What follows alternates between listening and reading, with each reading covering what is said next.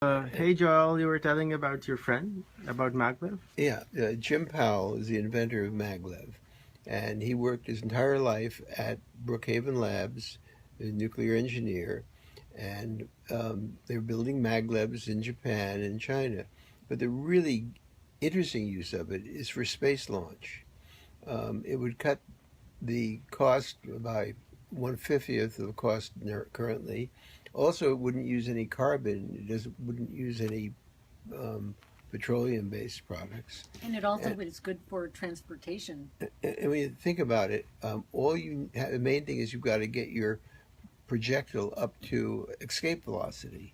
So if you have a linear motor, which is what it is, basically a tunnel going up to, say, 15,000 feet. You built it in the side of something like Mount Rainier, or you built it in the Pyrenees or in Nepal, and you dug a tunnel, just like they're digging a tunnel out here with the tunnel. This isn't anything new, tunneling.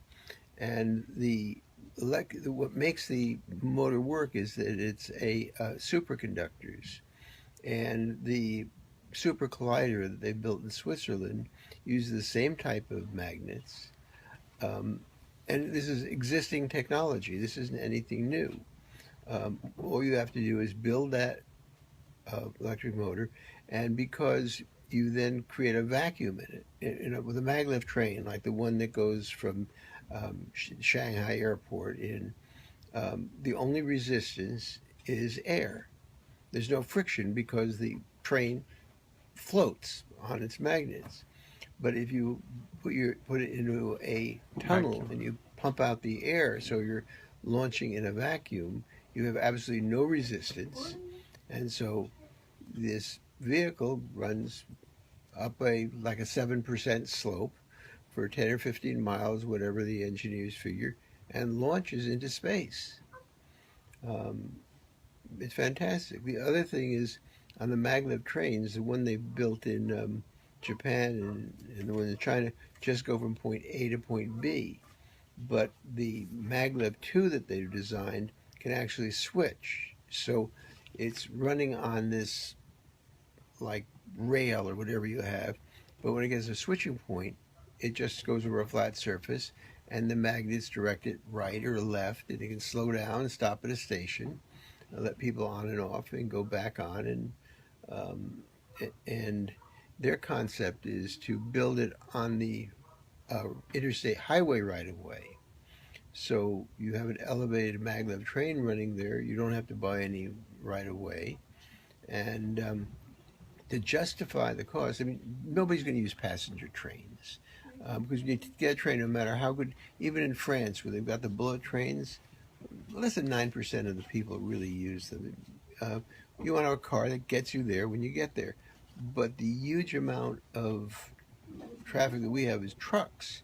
If you put the truck on a maglev, and what I didn't understand was I always thought of it in terms of a train. It's not a train.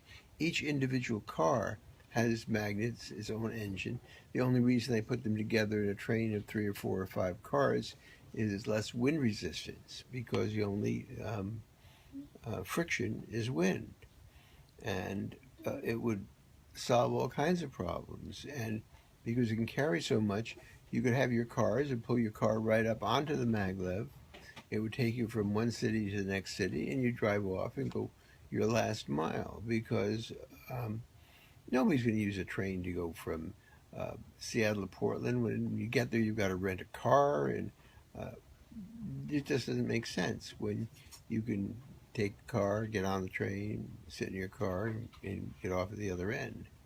So that's what I'm excited about.